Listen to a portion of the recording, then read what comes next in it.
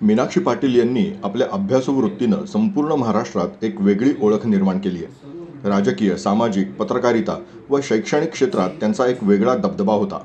10,000मध्ये एक असलेला वक्त्या म्हणून त्यांच्या वक्तृत्वाची ख्याती संपूर्ण महाराष्ट्रात आजही आहे।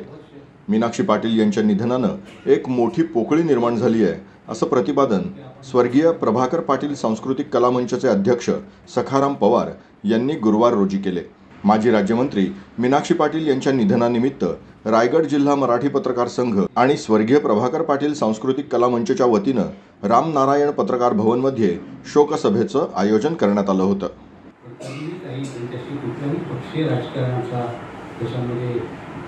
निर्माण केलं आणि सर्व एकत्र अनेक वर्ष एकत्र पत्रकार संघटना केली आणि ताईंची एक जिद्द होती की आपण एक पत्रकार भवन उभं करायचं आणि त्यांच्या कारकिर्दीमध्ये हे पत्रकार भवन उभं राहिलं। त्यावेळेचा विरोध हा कायम होता।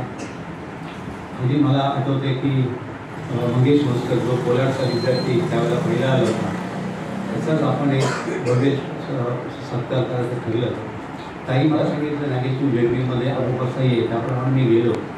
स्वर्गीय भाऊनी मला बोलवलं की मला पत्रकार संघाचा बॅलन्स सांगायला लागला, पत्र शिल्लक किती आहे। तर मला विचारलं नागेश किती शिल्लक आहे? तुम्ही बोललो आपल्याकडे 1,025 रुपये शिल्लक आहे।